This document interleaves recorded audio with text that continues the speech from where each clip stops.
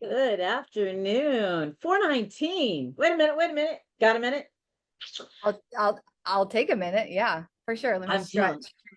we are ready for our Loose. game phase. Got a plan. Yeah, and have like a whole 45 seconds that no one Oh, expected us. you want to talk about something besides weed? Nah. No, no, I don't have a whole lot of interest outside weed. We're so glad you're back, and I love your Christmas wreath. I actually made my Christmas wreath. How about that, I, Jody? every now and again. Yeah. You So do have a crafty side. I I've too, seen it. well, you knew that about me.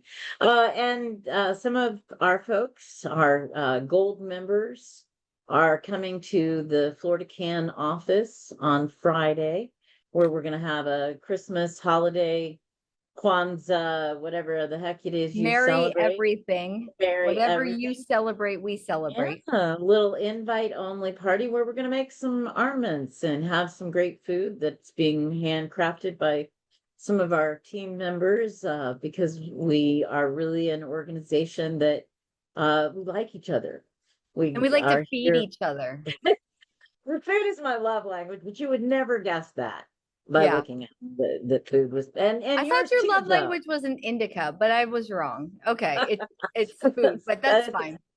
that is my Whatever, strange language. straight to your heart, whatever that So, is. so 420 is right around the corner because we're a big organization, and Yes. so April's coming up, and we're like, I wonder what industry dispensary that we should have as our spotlight member for April, because we're doing that. We're a lot of social media, and a lot of people are paying attention to what Florida Cannabis Action is doing. And I'm like, Julie had asked, can we get a freedom to roll or something joint, right? And Uh-huh. so we're going to actively be looking for some MMTC partners that will brand a little Florida Can weed for April, and we'll help them promote it. Oh, So you I want an hope FL can. You want one named after you. I want a Florida Can joint. That's Actually, possible. That is Julie is our possible. community. She is our community outreach director, and the thing about me as a leader is I try to this is what my people need to get their job done. And Julie says she needs a joint named after Florida Cannabis Action Network, or she just Okay. can't get her job done. So I was gonna say we met Julie, and we let's appreciate her. oh, we What are we love gonna call Julie. it? She was on a couple weeks ago. She got to Yeah, report and last week. update about the comet, which was Excellent. phenomenal Okay. All and right. very insightful, and also was able to link up with some of the comments to be able to report that Carlos Guillermo Smith had finally we were able to talk about like everything that we've been talking about secretly but publicly, the Yeah, home cultivation bill, yeah. which Right to we garden. we contributed our thoughts and comments and insight, and he did craft a piece of legislation that is beautiful in our eyes. I Yeah. think that without just recognizing him for what he's doing, we need to do an FL CAN Cannabis Awards. We need to do for Okay. products for MMTCs, and then also like awards for lawmakers that take that brass pair award. I can't give him a brass pair award, but that's what it is essentially. Being ballsy enough to take up language that, and it's beautifully written. It's very simple, concise. It's not going to get a lot of pushback because there's not a lot of content, and I love it. Well, if we can get that heard, and thank you for that. That was a group effort. Members of Suncoast Normal, Florida Normal, uh, a large number of our leadership team all sat together, Tallahassee Normal, all sat together and looked at that. We wanted to keep it clean. We wanted to keep it, for now, it's got to be what it's got to be. But you know what? Come tomorrow, we might be able to ask for something different. But yeah, we're very proud of it. I was sitting in an airport in Atlanta when Carlos Senator Smith sent us over the bill number. I was very excited to have the That is first bill a number. huge Yeah, milestone. 776, the right to 776. garden. The right to garden. But if what we're trying to do is make cannabis more available to people, if we're trying to get people more relief if we're trying, if our focus really is relief and accessibility and affordability, which I Yep. believe Florida Cans is, uh, then that's exactly what we should be doing. Yeah. So Have I the think we're right ability where to we're supposed to be. cultivate your own. So this is, Absolutely. it is too easy. It is a good, be up on this good bill. Okay. We're going to start using a lot That'll be more the message, terminology that is right? related to Tallahassee and participation in Tallahassee in all facets of your being. And so that includes using the jargon. And so, yeah, Speak we're the going to be speak, walk the recognized. walk, talk the talk, Yeah, be look up the on this look. good bill. Yeah. Your Don't forget this favorable good bill. support, what have you. Yes, it's almost it's legislative word porn, but in a very fancy and appropriate way. So I'm glad to have you back. We missed you dearly. It's always way more streamlined with the IT side of it because we know you know exactly what you're doing. I But do. every We've done this. every one of my guests, Jeff Damon from the Grateful Veteran and J Mac from C Lab and also Cannabis Banking Consultants, and then Julie, obviously our amazing community outreach. They were great secondary support and guests. But I'm happy to have you back. Thank you very much. It's good to be here. Is that a scarf There, from Italy that I see around your neck? it's France, but Or same thing, is only that different. Yeah. Hermes? Hermes? Hey, they all look like Hermes from a distance, right? I know quality notices quality. I'm just calling you out for That's that. my girl. That's my girl. My husband is telling me that he is in Montreal and he just texted that the Louis Vuitton store serves Perrier and gave him a place to sit. He is a good husband and it's almost Christmas, so What's I he hope doing there's something. there? He David, works. He is working, but apparently he is wearing. He looks fabulous. I just got a he's picture. He at a looks Louis Vuitton fabulous. store right before Christmas drinking Perrier and just Oh, it's a sitting. good day. It's a Oh, I good can't wait to day. open your Christmas presents for you. You're a good girl and a great friend. First world problems. Yes. And this might is this a week to celebrate? Certainly, we got 776 Every week's a week to celebrate when it's every not day just to have bad happy names. day. We had great news with 776. There wasn't a lot going on until like yesterday afternoon and then today, where that's been the case. There hasn't been a lot of news, but the news that has been coming out has been important. So today there's a couple of topics that we're going to talk about. We're going to hit on some of the Florida bills that people in Florida need to be aware of so that we can segue that to cannabis at the Capitol and participation, which is what we're going to drill into you until you show up in January, because this is a big year for Florida cannabis industry stakeholders. 100%. A lot of bills 100%. happening and a lot of 100%. testimony. We need a lot of presence. We need a lot of boots on the ground and stay hydrated because you're going to be all of the everywhere. But the biggest topic I would say of today is there are multiple outlets, both reputable and not, that are claiming that an executive order will be signed, which is on poised to, be endorsed by the president. What say you about rescheduling? So we've been talking about, he promised back in August that it would take a few weeks for him to make a decision. Months have elapsed. Speculation has ran rampant and nothing was said. Now, we did make a couple of speculative insides, you and I, about what would be holding it up. And you had some great insight about what topics could be coming across at which points, and strategy being key, how to make him look the best in announcing this, because that's what it's all about, right? 100%. 100%. Like you can't announce it, 2 weeks after he said he was going to, because we had Charlie Kirk that was, killed. And that was something that you can't just, it wasn't good timing. Okay. Right. And then after that, it was like a lot of the Epstein files, and we don't have to get into all of that, but there's certain things that you will use as distractions and certain things that you want to be known for your history. And so I think will it's this about take time. our mind off the economy? I mean, I never pay attention to the economy. Let's be honest. Oh, well, That's the okay. last thing on my mind. No, this is interesting because I want us to kind of do a very elementary, mile high view of what rescheduling means. Like, what is a Schedule 3? Who can make a Schedule 3? Who can buy a Schedule 3? So now that this is imminent, on the horizon for Monday morning, I assume, probably Monday lunchtime because of his scheduling. What is going to come in the next few weeks? What could be happening? We already talked about the rescheduling conversation not needing to go through some of the extra hurdles of scientific review because it was already conducted. They do believe there's medical benefit to cannabis, and so rescheduling it down to a 3 from a 1 next to heroin, is reasonable, as we all agree. So all of those extra steps to hold it up. It is a stepping stone. It's something. I don't want to be next to heroin anymore. Like, we've done that for a long time. Fair enough. I would have settled for, like, put me next to something, mid-level dangerous, but they're taking us down to a 3. So, this is going to be, and we have had some dialogue as for the Cannabis Action Network about Schedule 1 and Schedule 3. One of the things that some of you that are seeing this program watched on Wednesday night when I talked a little bit about HB 719, a bill that has been introduced in Florida.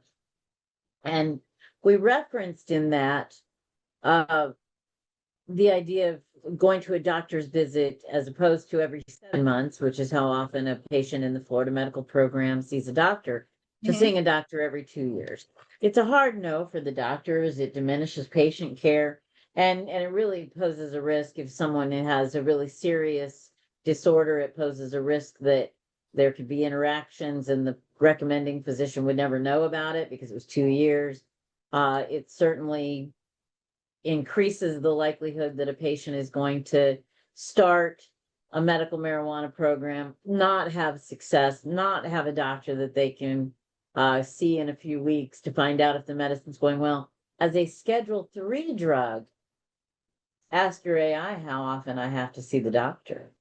Well, that's where, so first thing, we're going to get into those specifics, but I want to tell you one thing. One of the outlets that got my attention for this story, besides just doing a broad search, was Sam. Good old fashioned Sam. Smart. Do they like this bill? Well, Sam outed everybody to, they X'd too soon. So they posted on social media platform X their opinion about rescheduling because they knew it was imminent, but they posted it too soon because it wasn't actually announced yet. So I ended up getting the best news from one of our worst the industry. They are a prohibitionist group, Smart Approaches to Marijuana, otherwise known as SAM, which is perfect. Sam was the one. Hey, their director is a fellow at the University of Florida.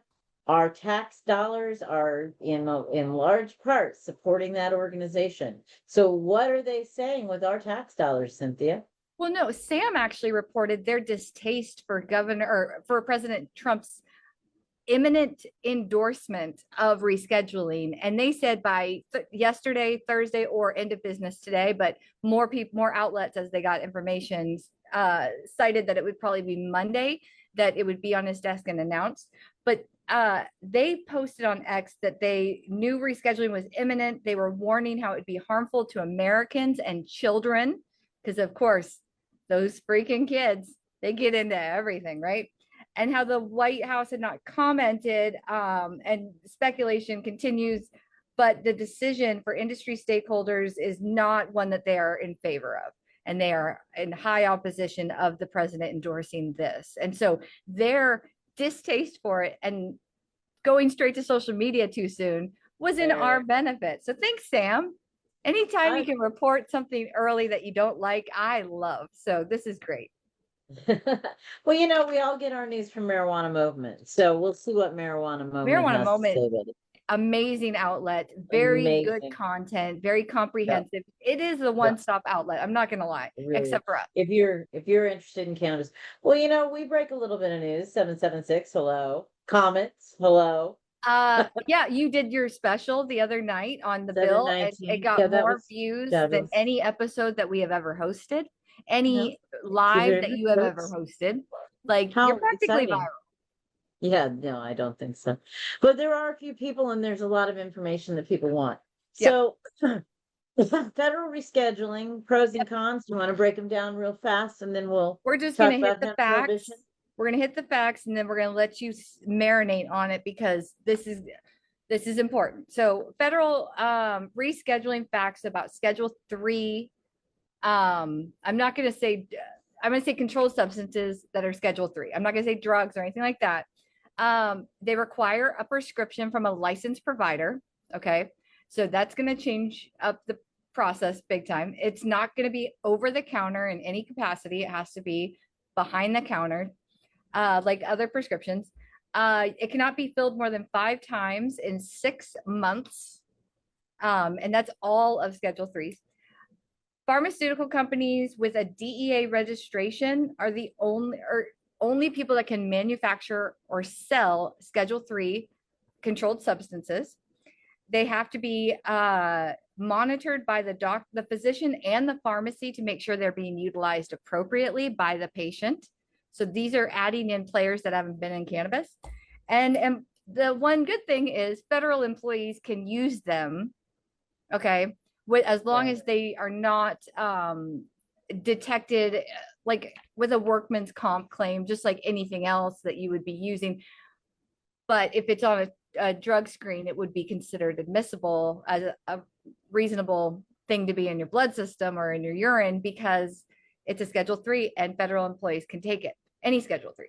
Now, if you go and take a forklift and have an accident, they could use that as a way of saying you were impaired, but it does allow for more people to utilize cannabis. Now, what do you think about the other parts? Who gets to make it, who gets to sell it, who gets to dispense it, and who gets to monitor it? So, you know what? I want to write to Jargon, Cynthia. I know you do. And so I never wanted to hand this over to pharmaceutical companies, and I never wanted to hand this over to big business. Or big And tobacco. or big tobacco. I don't want Marinol. Even though Marinol has been a Schedule 3 drug, I want whole plant medicine. I prefer to buy food that is whole than to buy food in a can. And that's about evolving. You know, there was a time where ravioli, Chef Boyardee was my friend. You can take one look at me and know that. Today, I'm proud to get pictures from my kids making homemade pasta. So I done something right. But so this homemade pasta versus Chef Boyardee is really the conversation that I didn't want to have about cannabis, but it has become a growing topic. You know, Yeah. who can sell it? I wonder if the existing industry is as ready to pivot as the alcohol industry is. I wonder if the existing industry is as ready to pivot as quickly as some of the pharmaceutical companies are. So it'll be very interesting to see. And certainly, I don't believe that every physician in the state of Florida is ready to start recommending cannabis. And I think it would be a little weird to have pharmaceutical reps in tight Euro men. Speak for yourself. Tight something Euromen sounds right up my alley. But no, I get what you're saying. In Like doctors' offices, all of these players, maybe that's is that pharmacies. evolution? You Yeah, think CVS pharmacies. is ready to carry weed? So absolute. Well, but they wouldn't be carrying weed. They'd be carrying Marinol. No, they'd be carrying cannabis. I'm not seeing it. Okay, so I get what you're saying because there has to be, you think about if a drug is made by a pharmaceutical company, they usually have a certain amount of time where it's protected and patented before someone else can come along and take it. Just like yeah, so anything out there that's like a name brand, you are protected for a little bit. So let's just say cannabis is now Schedule 3 and there is a pharmaceutical company, I don't know, like Pfizer, that's part of Trump RX that maybe we speculated about weeks and weeks ago, but whatever. We'll just use Pfizer as an example. Maybe. Pfizer decides to cultivate or have somebody cultivate under their Pfizer umbrella. I don't know, like a big MMTC per se. And they came up with that would be perfectly legal because we're getting ready to make the whole plant Schedule 3. Right. So they partner with an MMTC to grow the stuff they don't know how to grow, and then they name it something to secure the patent of that product, because essentially Marinol isn't a thing. That's a name. That's a brand, right? I want freedom to roll. I know that, but we have to look at what is happening in real life and prepare Yeah, the people for that. But that's true. This is a real. Are we going to see like Ozempic or versus like tirzepatide versus Wegovy? You know, like all of these things do the same thing, 100%. And then they call it Marinol, Darinol, Epidiolex, Carinol. Absolutely, sounds amazing. Absolutely. That's tragic to think about it, and I think that because cannabis is still more magic than science. I mean, they're talking about, we talked the other day over the federal hemp ban, and I think this is very interesting because the idea that the president would sign a letter, basically, which is an executive order is, right? A piece of paper. It says, hey, no, treat this like Schedule 3. I don't know that's within his purview. The Controlled Substance Act was signed by Congress. Now, I think it's fabulous that Pam Bondi is the National Attorney General because we sued Pam Bondi in 2012 to reschedule cannabis in Florida, and she pretty much ignored us. We didn't have a lot of money for lawyers. But as soon as, I guess it was 2014, because as soon as we passed our first medical marijuana bill, Florida Cannabis Action Network said, well, wait a minute. We now have an accepted medical value. This is not a Schedule 1 drug. So I think it's a fascinating place to be in.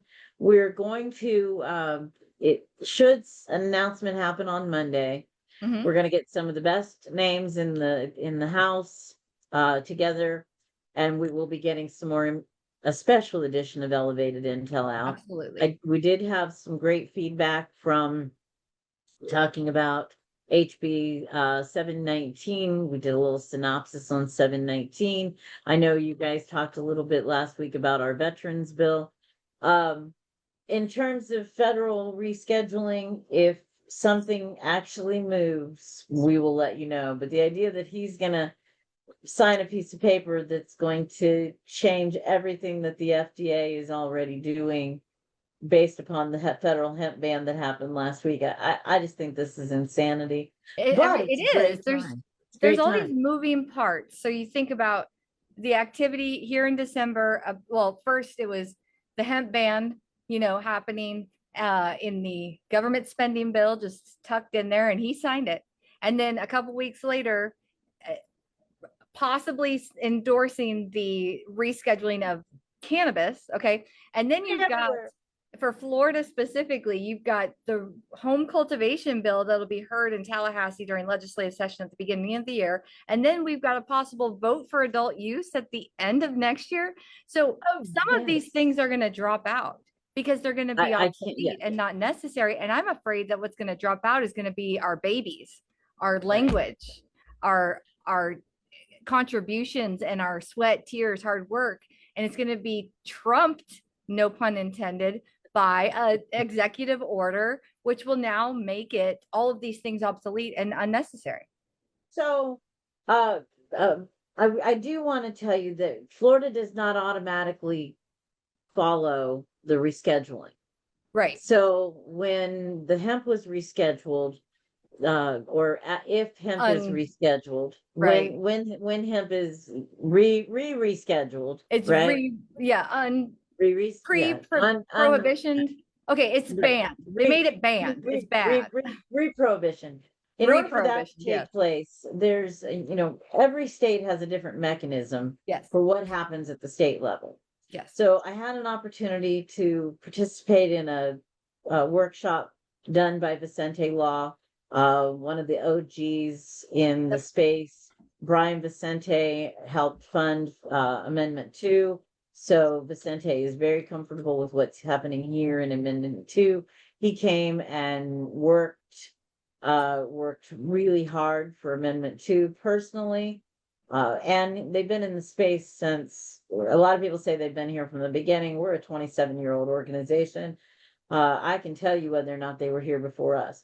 But Vicente certainly has been here from nearly the beginning. And I don't know Brian well enough to know what he was doing before his law firm got involved. But if it's like Minardi law, Minardi became involved in this because he became a lawyer because he wanted to be involved with this. Yeah. Vicente's done a great job. They were talking about trigger states and automatic trigger states. So if the executive order is signed, it is going to require rulemaking. There will be things that will have to be decided. It will trigger a whole lot of other things happening. Or we but could do it nothing. But it won't trigger anything for the state of Florida. Florida still has cannabis as a Schedule I drug.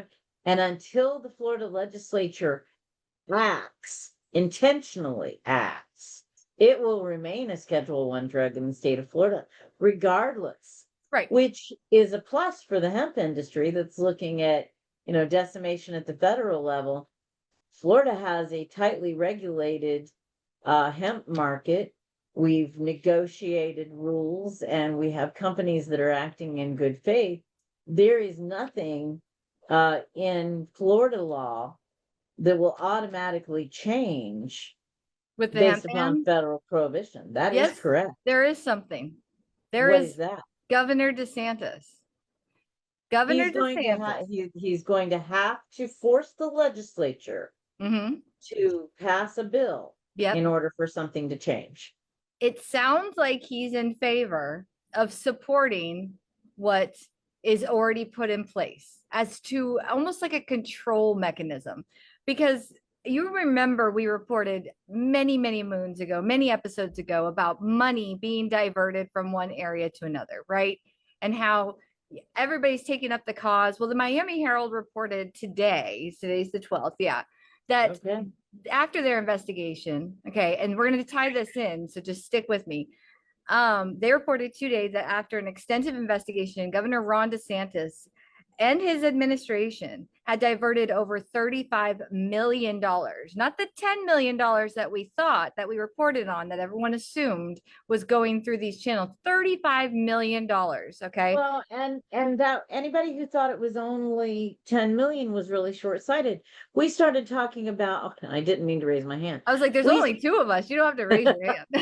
Well, it's meeting time and we're trying to be polite and people want to hear us. That was a high five. We talked about the enemies of reform in the state of Florida on our show the other night.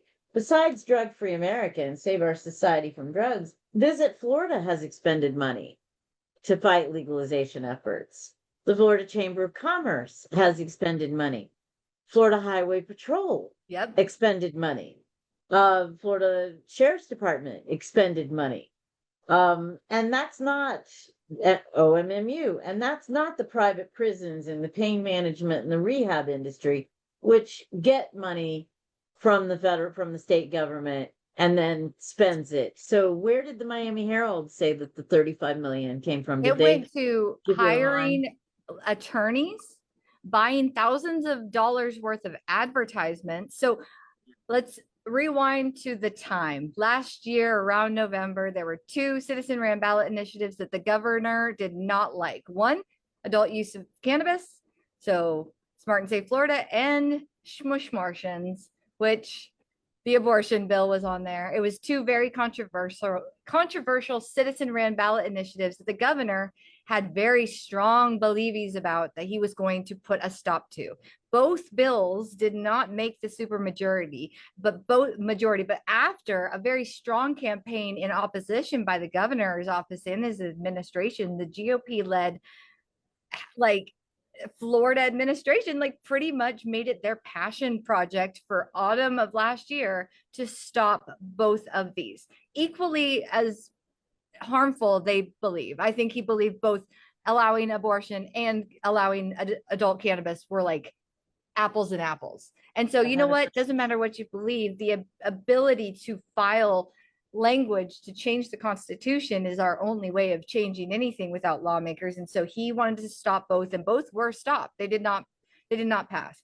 But according to the report, the funds were used to pay political consultants, obviously the attorneys, and then the advertising for all of his campaigns against both ballot initiatives, mostly Smart and Safe. So I'm gonna I am prepared to launch some real consulting. So if you want to know how to maneuver your cannabis business, I went ahead and started with some tools. I have the 420 Magic 8 Ball. Oh, thank God. Like So it's a must have for anybody. for any consultant in this space, if they Don't tell make you a they know business decision exactly, without it.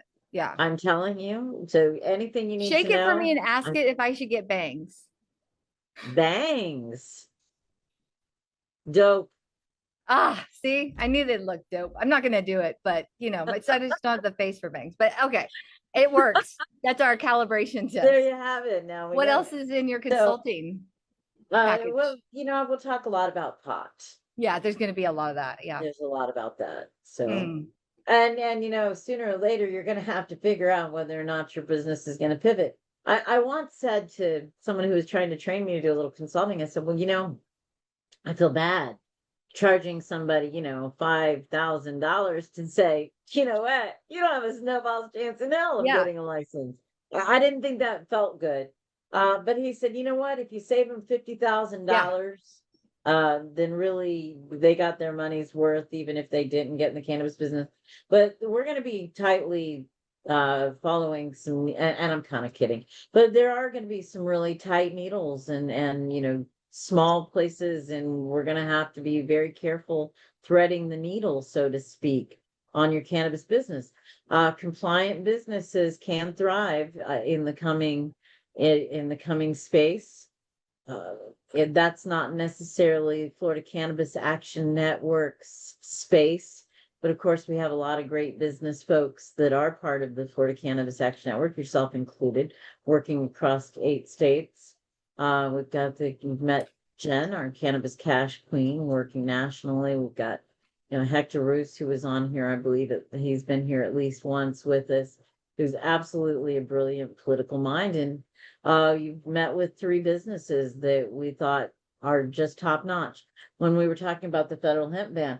But really, the thing with the federal hemp ban is we're going to have to be lobbying locally as well as nationally.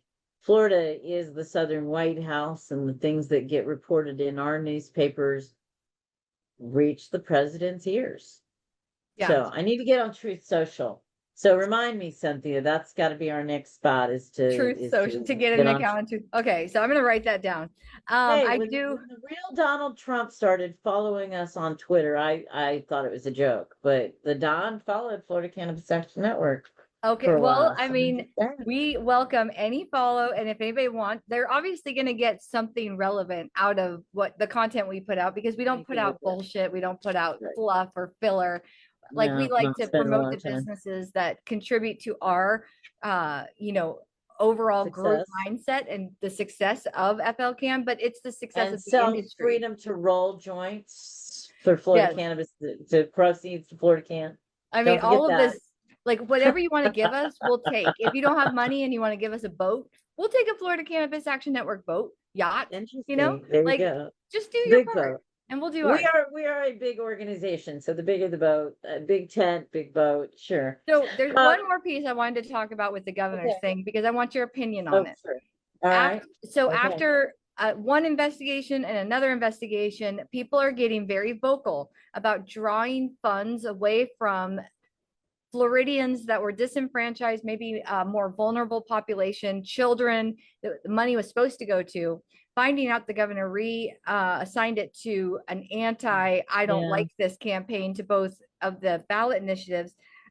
People are starting to say that the controversy and ongoing debate around election laws and being able to have a governor have a stance that's so controversial and using public resources in political advocacy, okay, as lawmakers and public weigh potential reforms to prevent similar spending in the future. They think that what he did not only was wrong for siphoning the money off, but using this in any capacity, even if he didn't siphon it for his own personal views during a political campaign, should be punishable. What are your thoughts? That's how I wanted to get your input on that before we Wow. moved on. And I was going to use the magic 8 ball, but this probably isn't a magic 8 ball moment. This is a real Actually, thing. let's just do both. Let's just see what it says. Okay. Should he So be what punished for should using money that he the stole for from his children? political agenda from kids? Magic 8 Ball says, hey, hey, hey. I think that's a yes. Where did you get We're- this from? What are the We're options? we are all stunned. Even the Magic 8 Ball is Hey, stunned. hey, hey, Hey, hey. hey, hey. What are your Um, thoughts? Wow. The use of state funds to circumvent a political initiative begins and ends with the Attorney General being able to tell the Supreme Court what the administration's opinion on that initiative should be. Okay, so you're And saying that and they should and all have the same opinion? no, I'm saying that before an initiative becomes law, Mm-hmm. right? We discussed this a couple weeks ago. The Attorney General had not submitted to the Supreme Court, had not submitted Smart and Safe. Right. Before an initiative can even reach the ballot, Mm-hmm. the administration has had their say. They get their say first. For the administration to then spend any further money Right. Good point. That's a great point. Yes.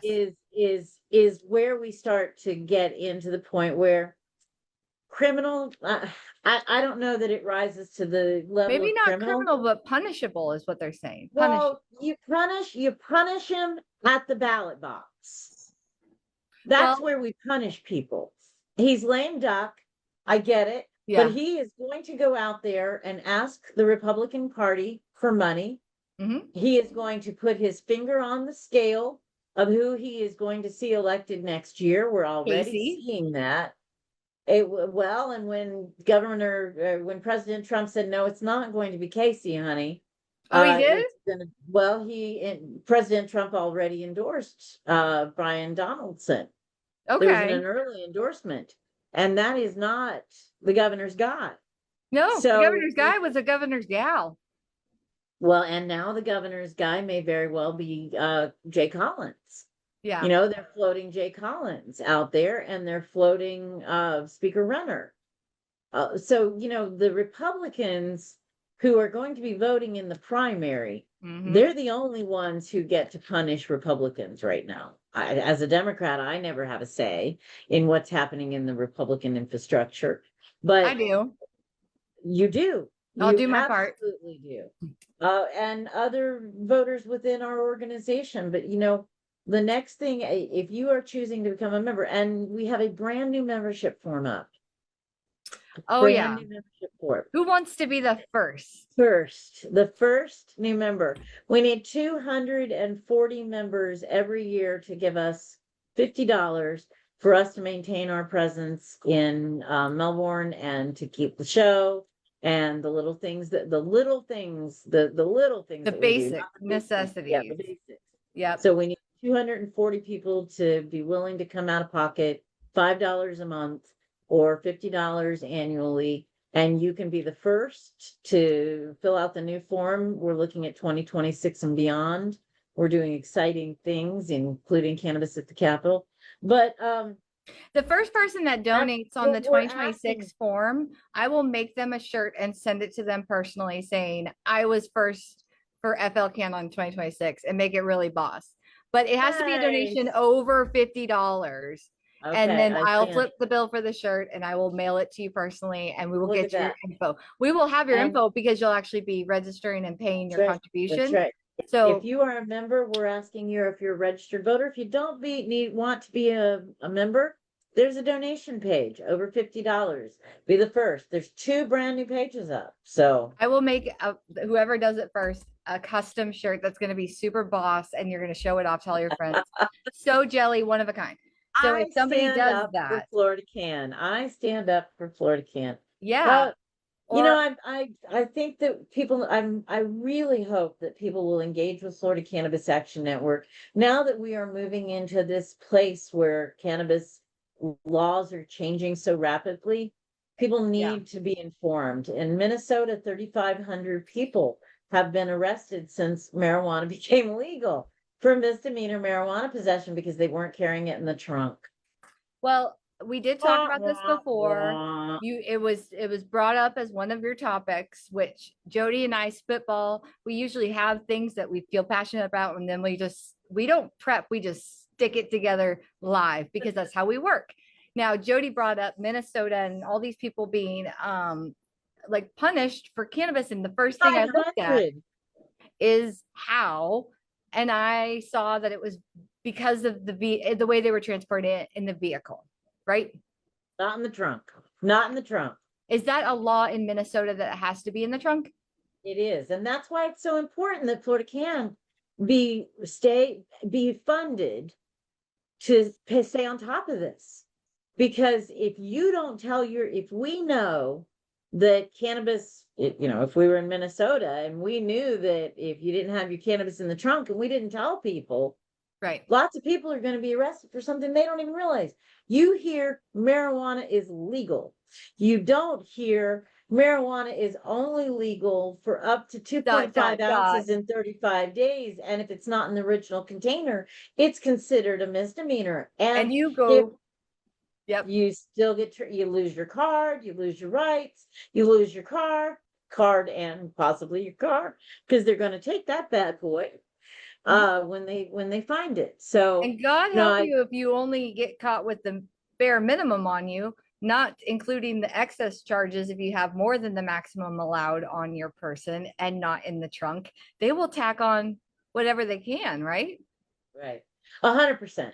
100%. I mean, that is the nature of charges. They'll attack as many charges as they can so that they can dismiss a few and make you feel good about pleading guilty. How many? So you said 3,500 people that were qualified to use marijuana in the state of Minnesota because it was not in the trunk. How long over a period of time was it that these less than a year? Less than a year.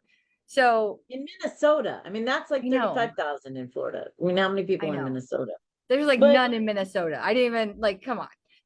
One of the reasons I tune in to Elevated Intel is that you were going to bring me up to speed on some bills that are happening at the Capitol.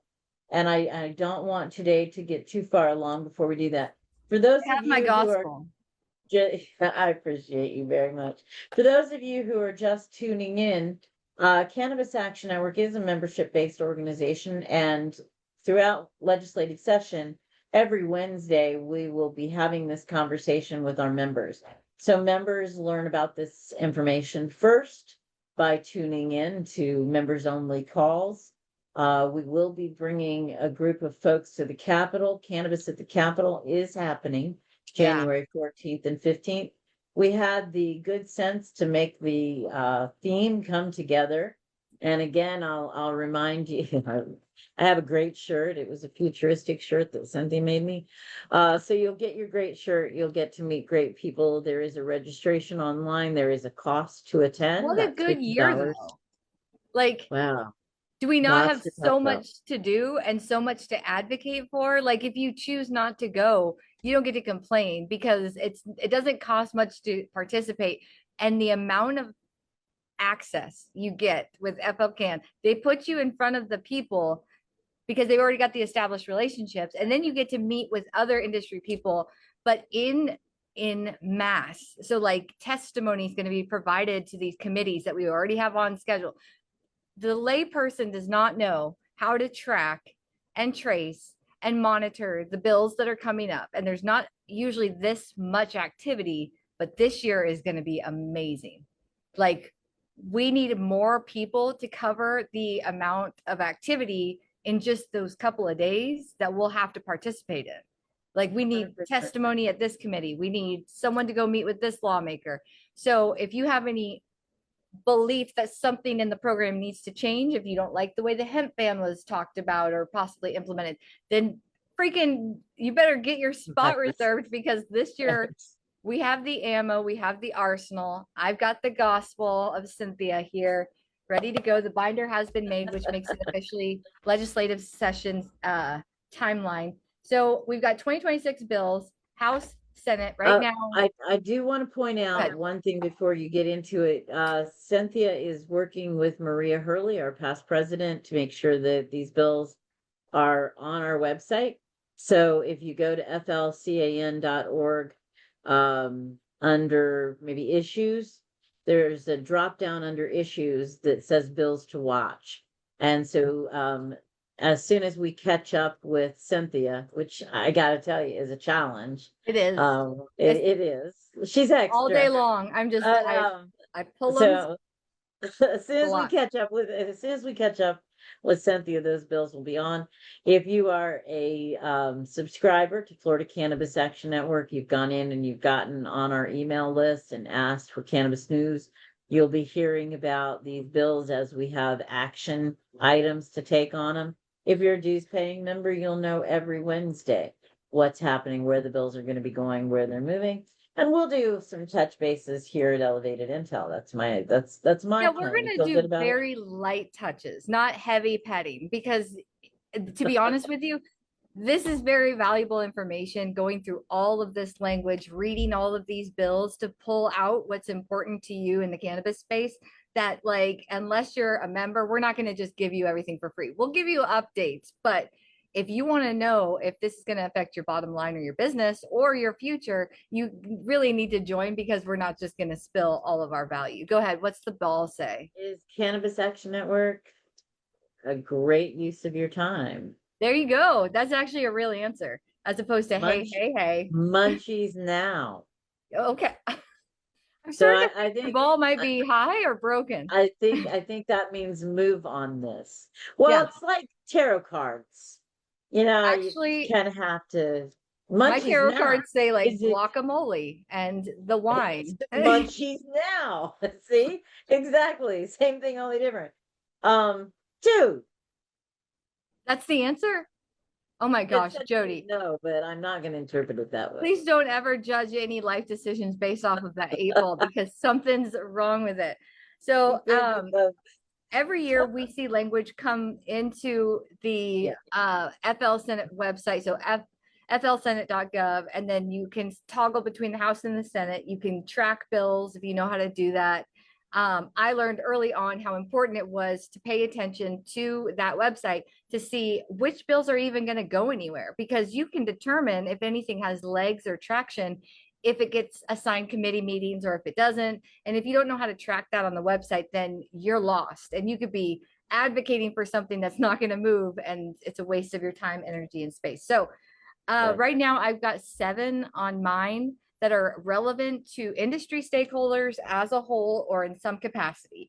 There are others listed under the tracker for cannabis and marijuana, but they are not related to changes in the industry, mostly relief for families or small language changes. There's a law enforcement one, for instance, that's going to teach an educational course to law enforcement about how to handle patients and dealing with a medical qualified patient in cannabis, because apparently they're not doing it correctly because they don't really know some of the steps they should be doing. So that's one that's listed on there for cannabis related, but doesn't really affect us. It's beneficial.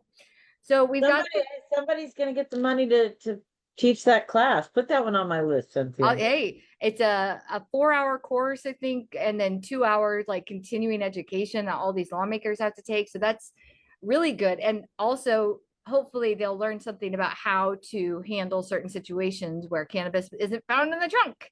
And who's interested in that? Who introduced that?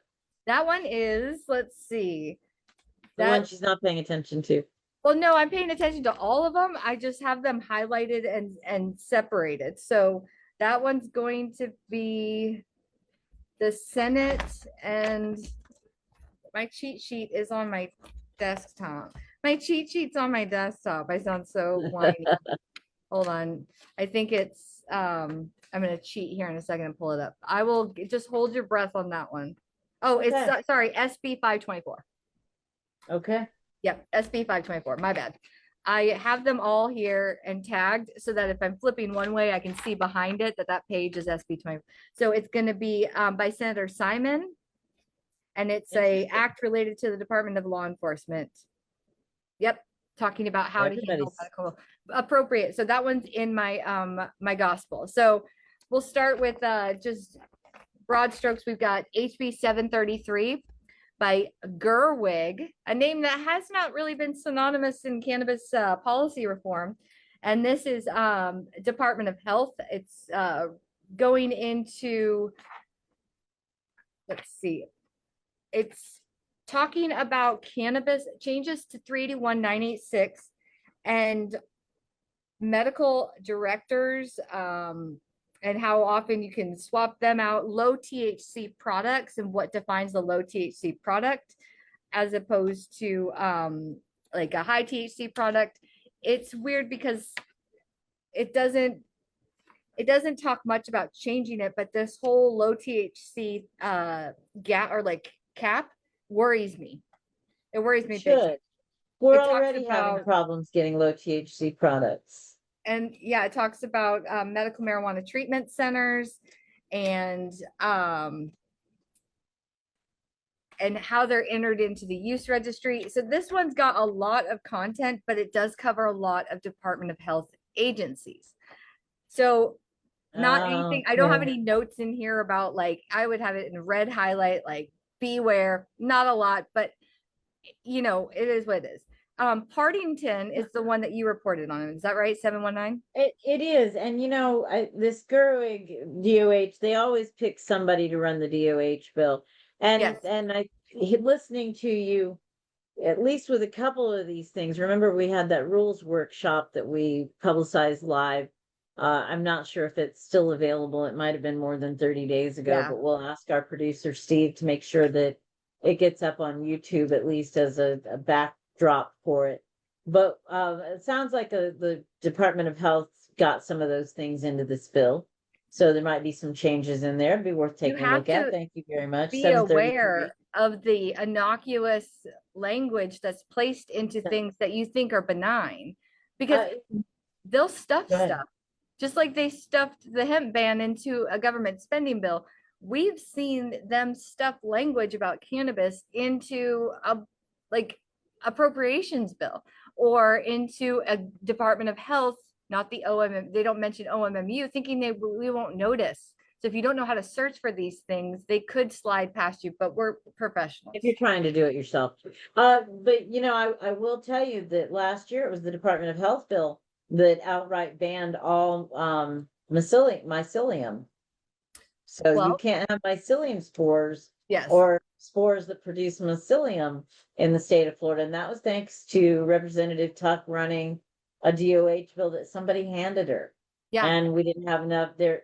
The decrim nature folks did not have enough support behind them, or were not able to react fast enough to get any traction on that. And we were watching bills, but we weren't, I'm going to be honest, I don't think Maria and I were search terming that type of specifics for psychedelics. You know, we love psychedelics. We love, you know, talking about those as a method of wellness, but we weren't searching in specifics like that. We missed it. No, we did not. We talked about it when we found it. We did, and the decrim nature, the executive director and president of the local decrim nature was in Tallahassee at least twice, because he had found out about it through Florida Cannabis Action Network. But you know, there's some people who've seen me up in Tallahassee standing there by myself, as the only voice in the room that was speaking truth to these people. Trying to get past, you know, there was years. We were told that we were unnecessarily agitating people about the idea of pesticides in medical marijuana. You are unnecessarily agitating the people. But the reason they thought we were agitating the people is because they had gotten 600 emails overnight and that many phone calls. From the time they had the discussion in the morning or that night until the next morning, they'd gotten 600 phone calls. And then we got called into the representative's office and told that we were unnecessarily riling people up. I still think that our pesticide rules are entirely too lax. So we've got to be there's a lot of room for improvement, but I can also tell you from a laboratory perspective, I don't worry about pesticides in Florida. Really? No. Okay. I worry about a lot of other things, but not pesticides. I see a lot of stuff, but I don't see a lot of pesticides. And if I do, it'd be kind of a fluke. But Well, you don't know what you don't know if it's there if you're not testing for it. well, we have to And I test for believe, everything for final products. So if it's on that 67, there's 67 pesticides, both volatile and not, on the list, which is a pretty comprehensive list comparatively speaking to other markets. okay, good to But know, good to know. if I see one, I'm going to see it once and then I'm fired. Okay. Right, Then okay. they go to a lab that doesn't see it. So let's be honest. I don't see a lot of pesticide fails because those people have already fired me. So Oh, do right. with it what you want, but I don't, in the grand scheme of the Florida They've program, already fired you. pesticides are a Oh, yeah. non-issue because we've seen all of the medicine on the equipment at some point in time, and it's really not an issue in Florida. It is for other markets, and you would think Florida with our climate, but no, we have other issues. So, but I do see what you're saying. It needs to be more comprehensive, maybe a little bit stricter, maybe add a few more things that regular people do use. But we have other problems too. I love your passion though. Tell me about Partington's bill. If you want to just give us a quick recap of anyone who missed your solo show the other night. What was your main points of this bill, HB 719? Well, we really came at it from, it's an overview. We're not taking a position on the bill right now. Okay. Patients may like it. I think there's a lot It's for it ballsy. for patients. 2 years for a recommendation. The doctors don't like it. That's not good for patient care. But a patient who was using marijuana for a Oh, you mean opiates? They were prescribed no, opiates. well, that it does add opiates. I was actually trying to. I'll go back to the basics. Here's what it does. It adds opiates as a qualifying condition.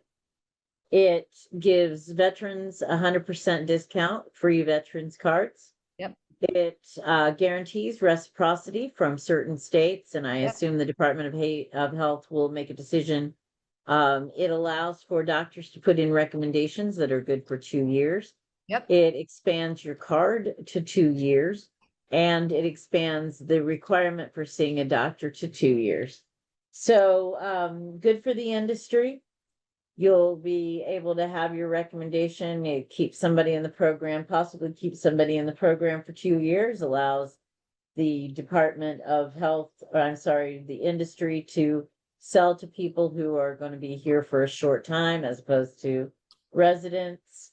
Again, the veterans, it's going to be good for veterans.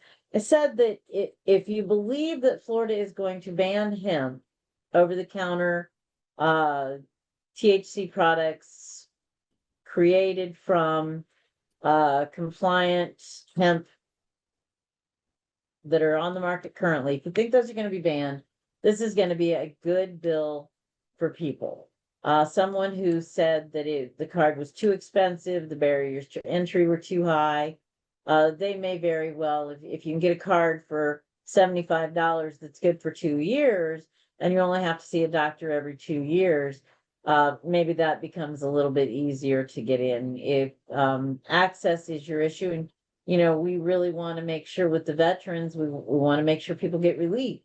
So people who are finding relief on the non-medical market may very well find it a little easier to get into the medical market with if this bill were to pass. I gave it So a C a on the C, scale because I think yeah, I can about see some that. of the areas that they are hitting, which are super awesome. Free cards for veterans, expand. Reciprocity. You only have to get physician certification. It actually syncs it up to your expiration date with the state.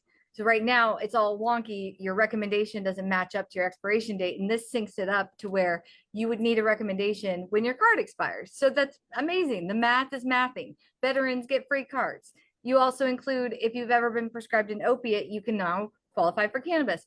Awesome. Because that's a nice way if somebody is trying to overcome any type of dependency, but just let them have. What if I had opiates for 3 days because I had surgery and they gave me It 3 days worth of. it doesn't say any specifics about how long you must be on opioids because to be honest with you, you can be addicted to opiates at very small increments, very small exposure. It just depends on your body, and it depends on, but they are very addicted. So like some people I know that have tried them, they were hooked immediately after their first round, second round. So probably one or two. They didn't have to go and like pill mill it yet because it was lower quantities, but it allows them to come. I feel like they're asking for such wonderful Christmas lists of things, but we've seen them fail when they are combined. Right. Veterans And don't get ask free too much. cards if you expand the physician certification for patients 2 years. That happened last year. Let's learn from Right. history. Didn't pass, even though veterans deserve reciprocity in conjunction with expanded cards. Now you're looking at having to govern and regulate a bigger population of users with less money. You're taking Right. more money away from the OMMU, and then they have to regulate all these other reciprocity people from other states. So I have it as a C as far as like A, B, C grade, because I don't think it's asking for too much from mom and dad in one package. Although I do give it the Brass Pair Award for 2026 for number one trier. And I also, we got to give props where props are due. I do give them the number one trier and Brass Pair Award for the brass balls of the 2026 legislative session. Well, we can't, and what I said in my program the other day is, before you make a big decision about whether or not you're going to just absolutely oppose this bill because it's a giveaway to this group or it diminishes doctor care or whatever, the enemies of progress should not be each other. The enemies of progress are going to be save our society. The enemies of progress are going to be drug-free America, the prisons, OMMU. Like I said, they're going to be asked to do more with less. So I think we need to be very careful before we throw stones at this. No, I don't throw stones. As far as like, you're a good girl. I like the fact that someone who hasn't really put their name into the cannabis support space is drafting such ballsy language. My C rating is for the legislature's acceptance of this bill. So I believe that they will see it as like a, let's chop it. Let's take out a lot of the really good parts and leave just a bare bones, like very minimal amount of the good things. And maybe that's fine. Or they're just not going to hear it because it's too many things. It's not the sponsor. They are all aces in my book. It's the likelihood that it'll get through with our expertise, anything, get through the committees, even get assigned committees or be torn apart. And so does it have a Senate companion yet? No, it does not. Okay, but this is the time between now and January 9th. For those who are wondering how long we have before a bill, we will know what all the final bills look like. We will not know what all of the final bills look like until sign die. That's the day that the legislature goes home. But individual member bills can only be submitted through January 9th. So the 7 bills that each House representative has and the bills that the senators are sponsoring as an individual member, that'll be done by January 9th. So 719, kind of the kitchen sink, 776, the right to garden expanded. We've got 526, which is continuing education for law enforcement. 773, the OMMU. Yeah. What else you got? HB 689 by Oliver, which is actually not great. It's allowing employers to so immunity from civil liability for an employer who takes action against a current or prospective employee based on their possession or use of marijuana is immune from civil liability, even if they're a qualified patient. And if they feel that a current employee that utilizes cannabis is not doing their job perfectly, they can use that uncharted, undata set determination to fire them. Wow. So this is actually something we need to keep an eye on for employee protections, as opposed to a bill that advocates for it. This is a bill that advocates for the employer's ability to terminate. So HB 389 from Andrade has a co-sponsor of Tendrick. That's HB 389, and it's about smoking in public places. sounds like this is a blanket activity that's being done Right. before adult use or anything else, because it does get very specific about vaping and smoking in public. Although it's not currently allowed by law, why would you even need to mention it unless you think it's imminent that adult use might be on the horizon? Well, hemp is allowed to be smoked anywhere. So it's interesting. Right now, people will smoke hemp flower any place that they will smoke tobacco, and that's legal. Well, So are cigars included? Because we used to no, have kind of a cigar mafia, right? absolutely not. Cigars are exempt. Cigarettes are grouped with vaping of any products. Now they say marijuana products What about specifically. cigars, though? I No, mean, can I still cigars are explicitly listed as not included in this. because of the cigar mafia? I love it. I know. Then we've got SB 130, which is Senator Polsky with a co-sponsor of Carlos Guillermo Smith, our main champion for this legislative 2026. This is going to be a parental rights bill, protecting parents from getting their kids taken away for their use of medical cannabis. We also have Senator Simon with SB 524, which is going to That's the CME bill. I'm sorry. That's the continuing education bill for cops, right? Yep. So we've got Okay. that. Oh yeah, we talked about that one. We got Senator Carlos Guillermo Smith with 776, which we talked about.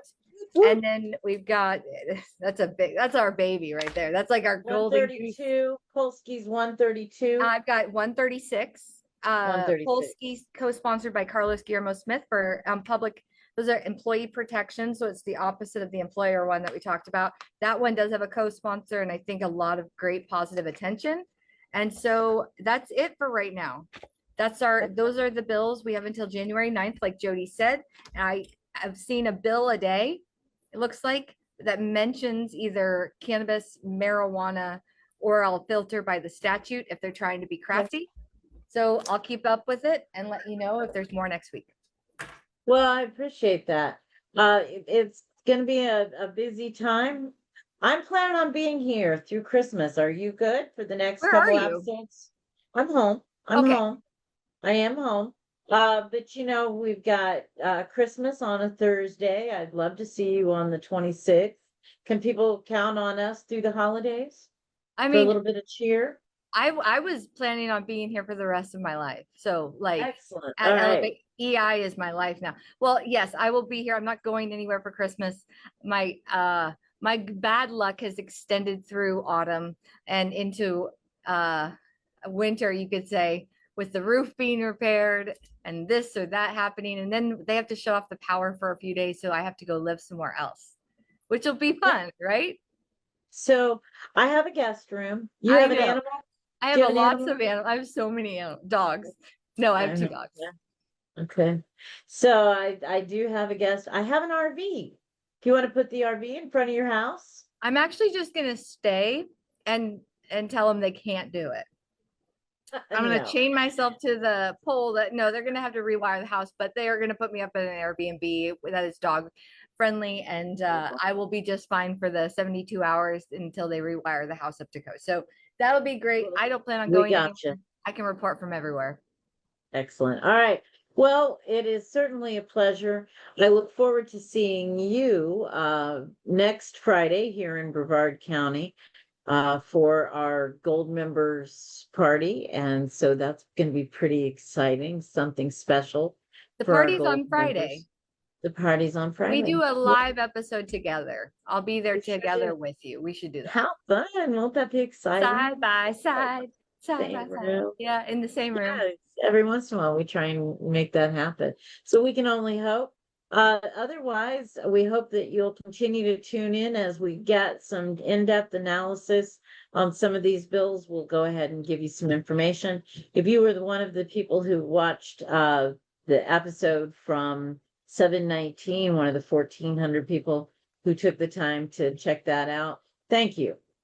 Thank you for sharing. I appreciate you getting to here with us.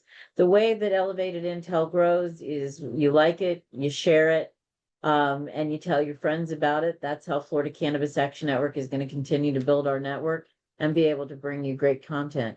Cynthia, last words? No. All right. shuffle those papers, girl. We are out of I was here. practicing my folding and my sorting. Yeah. Yep. Nice. Thanks, everybody. Imagine standing shoulder to shoulder with hundreds of Floridians, business owners, and advocates inside the state capitol, ready to make real change. That's what Cannabis at the Capitol is all about.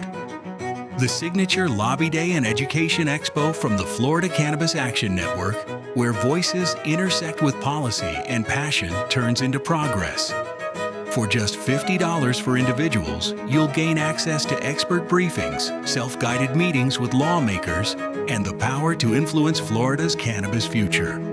For businesses, $300 unlocks premium access. Connect with decision makers, showcase your enterprise, and build alliances in a fast-growing sector. Whether you're a medical patient seeking stronger access, an entrepreneur navigating regulations, or a company ready to stand at the forefront of industry change, this is your platform. One day in Tallahassee could shift a lifetime of regulation. Join us. Be present. Be heard. Be the change at Cannabis at the Capitol.